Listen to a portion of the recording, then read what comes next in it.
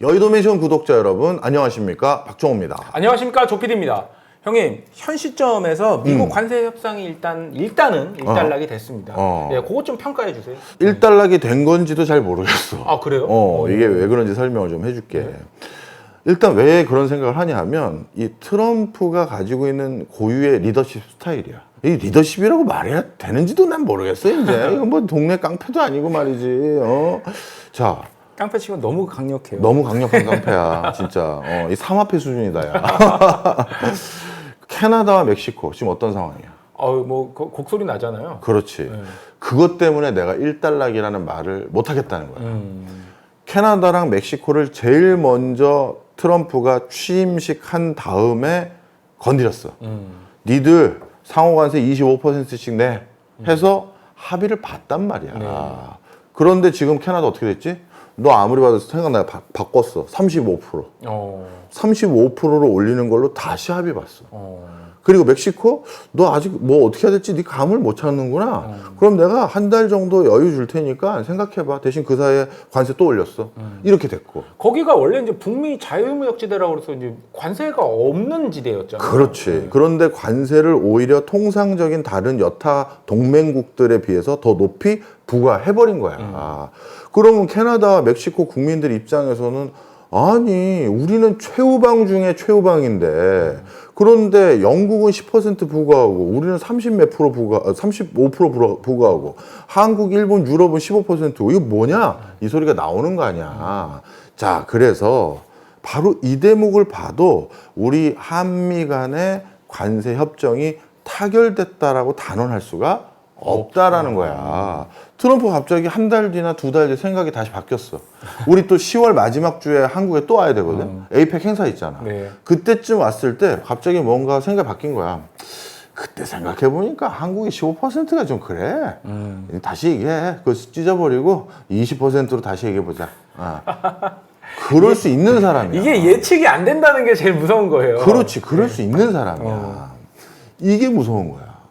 그래서 나는 첫 번째 일단락이 됐다라고 말하는 거에 절대 동의하기가 어렵다. 그게 첫 번째 증거고, 두 번째, 이게 일단락이 됐다라고 보기가 어려운 게 우리 정부가 미국과 그 관세 협상, 통상 협상 맺으러 갈 때 뭐 어떤 톤으로 얘기를 했냐면 방위비까지 한꺼번에 패키지를 논의하겠다. 패키지 얘기 많이 나왔죠. 그랬잖아. 네.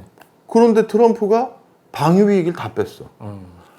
아니, 우리나라에선 지금 방위비에 대한 특별한 어떤 이슈가 하나 더 있는 국가라고, 다른 국가들과 달리. 다르죠. 확실히 다르죠. 그리고 그 부담금은 우리에겐 적지 않단 말이야. 그리고 이 방위비 분납에 대해서 벌써 많은 대가를 치렀던 나토 회원국들, GDP의 몇 %까지 올려 하는 거 그것까지 밀당했다가 올리기로 결국 나토 협의체에서 결정을 해버렸잖아. 그러면 이제 한국과 일본이 아시아판 나토다 이런 소리까지 듣는 국가들인데, 그러면 이걸 빼고 관세 협상을 맺었다? 처음엔 패키지로 같이 한다며. 그럼 결국 이게 빠졌다는 건 지금 3,500억 달러 투자하기로 했고, 한 1,000억 달러 물건 사주기로 해서 4,500억 달러를 우리가 쓰기로 한 건데, 이게 끝이 아닐 아니다. 수도 있는 거지. 다시 무기 사는데 500억 달러 더 써. 1,000억 달러 더 써. 물론 이게 1년에 내는 돈은 아닐 수 있어. 근데 뭐 10년 동안 더 써라 라고 하면 이것마저도 사실 돈을 예전보다 더 쓰게 된 거니까 이것도 관세 협상 완벽한 타결 범주에 포함돼야 됐었던 일일 수도 있는데 결국 안 된 거니까 이 부분도 얘기 나올 거거든. 그렇죠. 그러니 나는 일단락이라고 내가 생각하기가 어렵다. 이렇게 얘기되는 게 또 이 부분이야. 그다음 세 번째가 있어. 협정을 맺었으면 문서화된 것이 있어야 이제 끝났다 소리가 나와. 그렇죠. 네. 그런데 문서가 아니라 트위터가 있어. 아니, 어떻게 나라 대 나라로 저기 정말 그 무슨 어디 부족장끼리 만난 것도 아니잖아요. 트럼프 대통령이 한국과의 협상 타결했다. 자기 트위터에 올려주셨어. 올려주셨어. 그래서 우리는 마음에 드셨나 보다. 이걸 타결로 생각해 주신 것 같다. 이렇게 생각을 했지. 아직 문서로 뭐 이렇게 한 건 없어. 예. 물론 저기 트럼프 대통령의 행정명령에 그 한국은 관세 15%야 라고 넣긴 넣었어. 그건 있지만 우리랑 딜한 게 있을 거 아니야. 그렇죠. 15% 했을 때 어떤 3,500억 달러는 어떻게 쓰기로 하고 1,000억 달러는 어떻게 쓰기로 했으며 그리고 철강과 알루미늄은 또 예외거든. 그럼 그 철강과 알루미늄 예외된 것들은 뭐 어떻게 하고 그게 계약이잖아요. 이게. 계약은 문서로 이게 꼼꼼하게 돼야 되는데 그것도 사인하실 때 굉장히 또 정성 들여서 이렇게 하잖아요. 그 부패는 어디서 사는 거야? 되게 두껍더만. 예, 되게 두꺼운 거 이렇게 어. 정성스럽게 하잖아요. 그리고 옆에 있는 사람 주잖아. 네. 그 뭐 이게 준단 말이야. 하여튼 그거 안 했단 말이야. 그러니 이게 트위터를 보고 우리도 됐나 보네. 뭐 이러고 생각을 하고 있는 거야. 이게 지금 그러면 이제 문서화 됐을 때 갑자기 달라질 수 있다는 거지. 그 달라질 수 있다라고 생각하는 게 또 하나가 뭐냐면 농산물 얘기야. 트럼프는 뭐라고 했어? 농산물을 한국이 더 개방하기로 결정했다.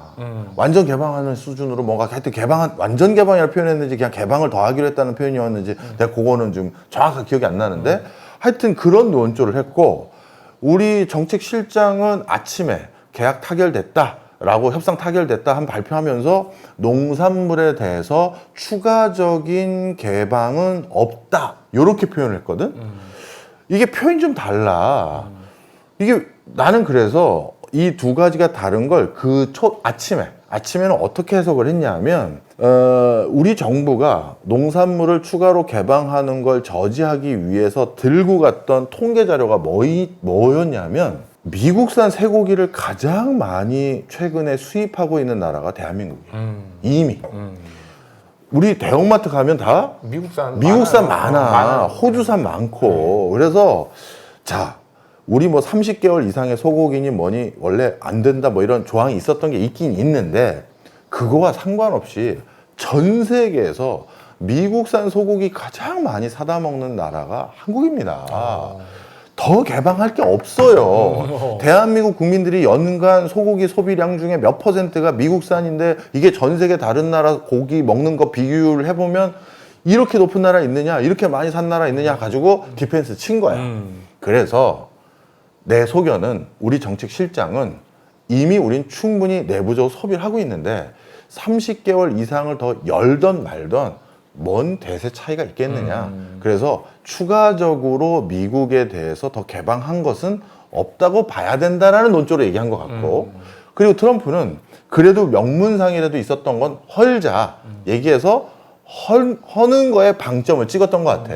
트럼프 입장에서는 미국 국민들에게 또 자기가 무슨 성과를 냈다라고 알려줘야 될 거 아니야. 그렇죠. 그래서 같은 현상을 양쪽 다 정치는 해야 되니까 달리 패키징을 해서 언어적인 방법으로 덮은 게 아닌가. 나는 이렇게 해석을 했어. 네. 그래서 그날 아침에 뭐 라디오에 나갈 기회가 있었는데 저는 그걸 그렇게 해석했습니다라고 말씀을 드렸거든. 근데 지금 와서 보니까 트럼프가 2주 안에 이제 다시 만난다며. 네. 우리 대통령하고. 네, 정상회담이 있죠. 정상회담 한다며. 그때 거기에 방점을 또 찍을 것 같아요. 야, 너 와봐. 이 내가 농산물 완전 개방하라고 했던 거 기억하지? 그때 다 된 거 아니었어요?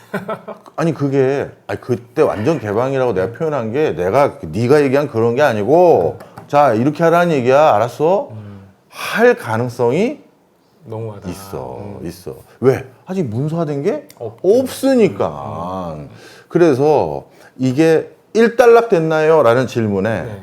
지금까지 말씀드렸던 한 세 가지 요인 이걸로 난 일단락이 안 된 것 같다. 하여튼 그런 맥락에서 또 이거 된설이 생기면 안 되는데 노심초사하고 있다라는 거. 저는 이 트럼프 대통령이 이제 미국 측이 한국이 요 정도까지는 얘네가 양보할 수 있구나를 그냥 확인한 차원이 아니길 바라요. 또 중요한 얘기 해줬어. 자, 이게 또 무슨 소리인지 좀 설명을 해줄게. 정말 중요한 대목을 얘기한 거야. 이 정도까지 양보할 수 있었는데 확인을 했다. 이게 정말 중요한 대목인데 유럽과 일본과 한국과 뭐 호주 정도, 뭐 또 어디가 있을까 의미 있는 국가가 하여튼 요 정도 국가들끼리 국가 수반들끼리 캐나다, 멕시코도 같이 끼면 좋아. 근데 모이는 거지. 미국이 해도 너무하네요. 우리 다 같이 데드라인까지 협상하지 말아봅시다. 라고 하면 미국은 제조 없는 나라가 돼버리는 상황이나 다름없는데 어디서 물건 사갈 거야. 그렇죠. 의미 있는 파트너들이 지금 다 볼멘 소리를 했는데 트럼프 입장에서 이거 뭐야 얘네들이 다 안 오네? 그럼 내가 좀 셌나? 하면서 슬그머니 꼬랑지를 내릴 가능성도 있었어.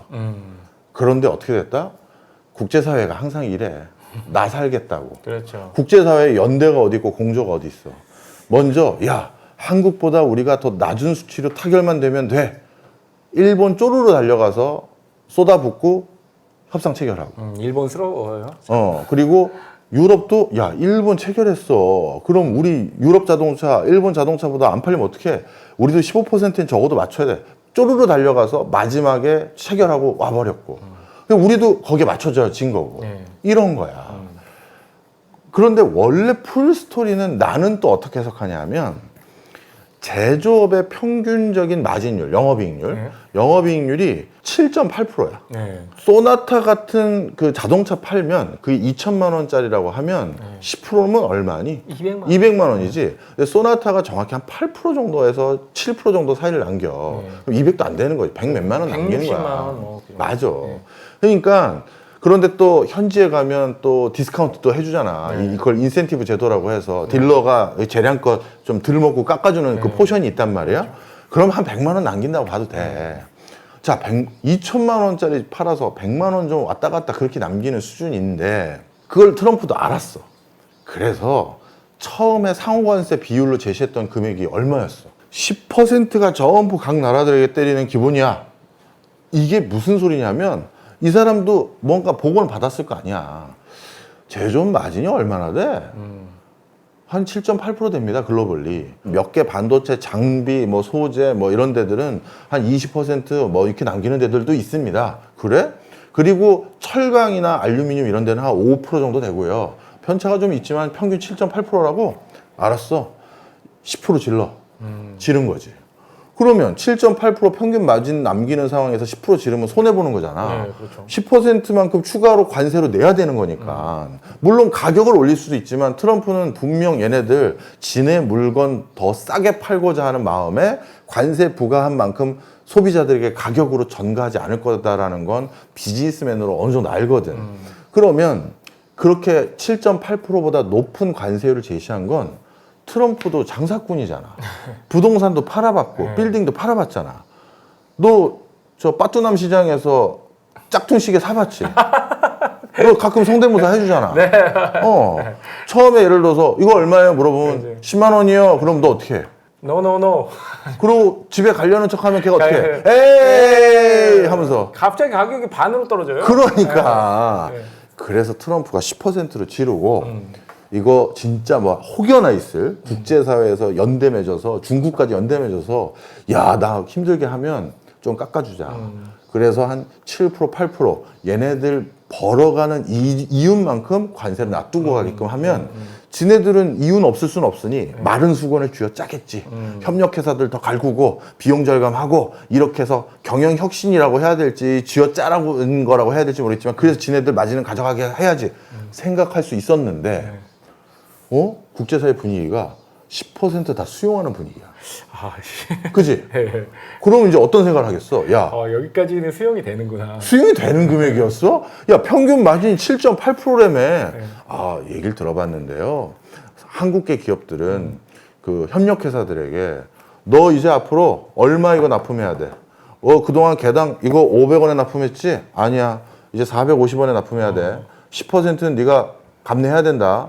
이렇게 협력회사에다 떠넘겼고요. 그리고 일부는 본인들이 마진율 감내하기로 했고요. 그리고 미국 월마트도 이 공 갖다 파는 거에서 일부 본인들도 조금은 양보하기로 했답니다.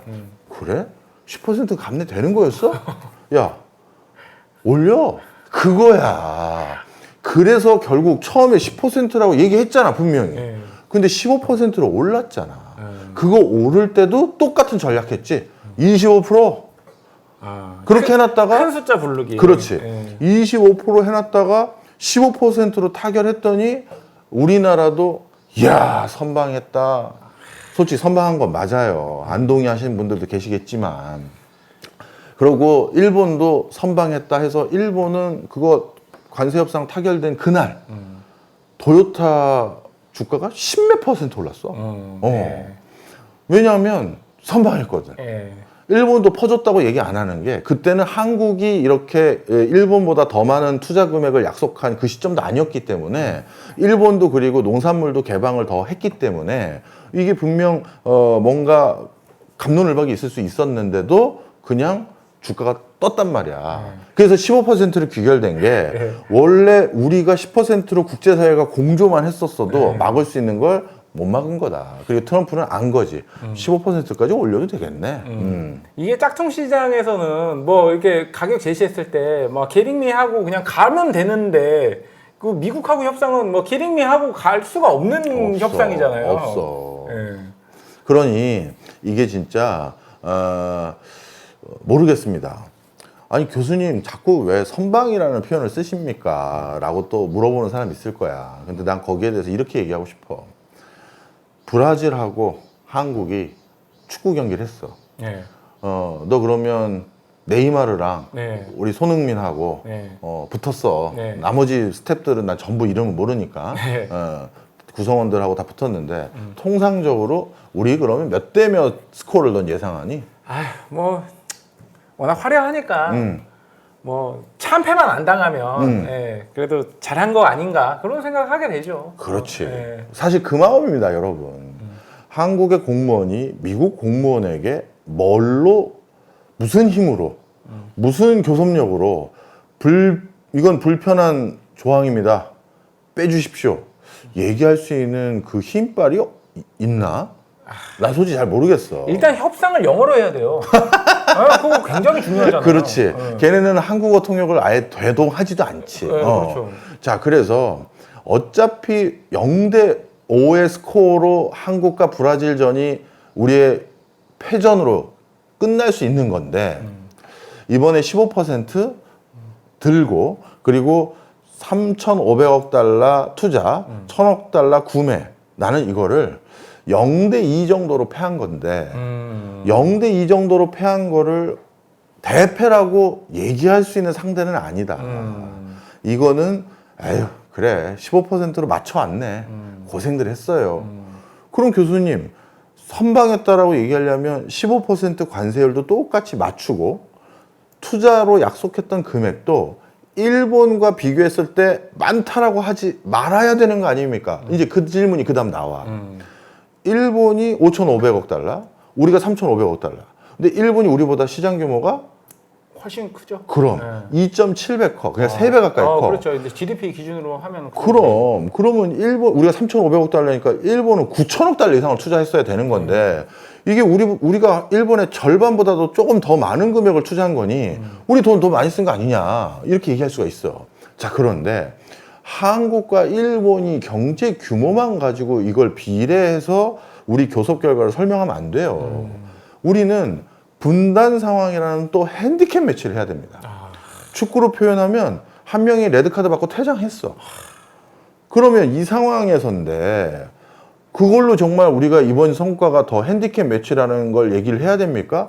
이거를 자꾸 이번 정권을 비판하려는 분들은 더 강하게 비판하시고 또 약간 옹호하시려는 분들은 아유 잘했네 하시는데 아유 그렇게 자꾸 국익을 앞에 두고 내가 지지하는 정권이냐 아닌 정권이냐 이렇게 판단하지 마시고요. 그냥 FM으로 비교를 하시면 지난 바이든 정권 때 두 정부가 걸쳐 있잖아. 네. 바이든 정권 때도. 그때 미국에 가장 많은 투자를 한 나라가 우리나라야. 바이든 정권 때는 칩스법, IRA법으로 미국 내 투자하지 않으면 안 산다 했었잖아. 그때도 한국이 가장 많은 투자를 해서 제발 저희는 열애로 해주십시오 했어. 그때도 똑같았다는 거야. 이번 새 정부에서만 그런 게 아니라 계속 기억해야 되지만 우린 핸디캡 매치를 하는 국가예요. 완벽하게 우리 그가 그 뭔가 목소리를 내기가 지금 여의치가 않아. 그래서 제가 여러 가지 이전에 바이든 행정부 때도의 전례, 그 전에 박근혜 행정부 때도의 전례들을 다 봤었을 때 이 정도면 선방한 거야. 저는 그렇게 판단한다는 겁니다. 저의 의견에 동의하시라는 얘기가 아니라. 참 풀어가야 될 실타래가 다른 나라들보다도 하나 더 많다는 게 이렇게 또 불리하게 또 작용이 되네요. 그렇지.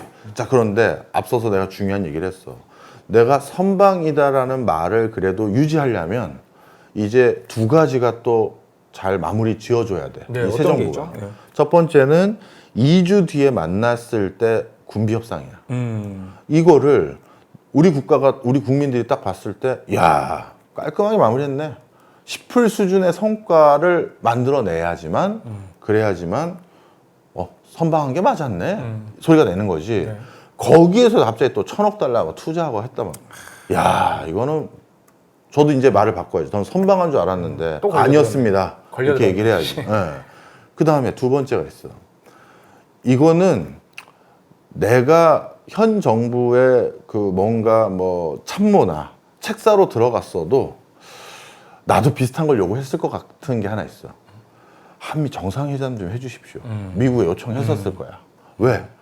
몇 번 실도했다 실패했잖아. 네. 아니 우리 대통령이 당선이 됐는데 미국 대통령이랑 못 만나고 있어. 한 달이 넘게. 그리고 만날 법했는데 나 바쁜 일 있어 너 못 만나 하고 어딜 가버렸어. 그것도 사실 외교적으로 결례지. 만나기로 했었는데 갔단 말이야. 네. 그런데 이번에도 그러면 언제 만나는 거냐? 당연히 참모들은 가서 물어볼 수밖에 없잖아. 네. 우리 대통령 언제 만나는 거냐? 그리고 물어볼 수밖에 없는 이유가 하나 더 있는 게 중국이 선빵 날렸어. 9월달 전승전 행사에 오라는 거야. 모처럼 초청장을 보냈어. 진짜 모처럼 보낸 거야. 박근혜 대통령 이후에 처음인가요? 그렇지.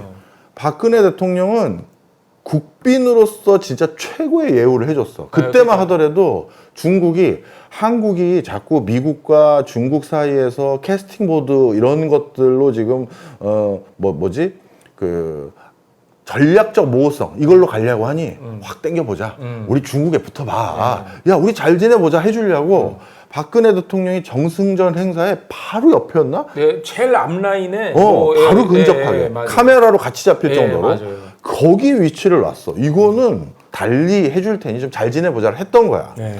그리고 우리가 그때 잘 지내려는 노력을 안 했지. 우리는 미국과 붙어야 되니까. 그랬다가 이제 섭섭했는지 뭐 했는지 한동안 연락이 뜸했다가 이번에 질렀어. 전승절 때 와라. 그럼 우리 입장에선 순서는 지키고 싶은단 말이야. 미국 대통령 빨리 먼저 보고 그 다음 중국 대통령, 중국 주석을 봐야지. 그게 순서잖아 외교적으로. 그렇죠. 그런데 안 만나준 거야 트럼프가. 일부러 그랬을 수도 있어.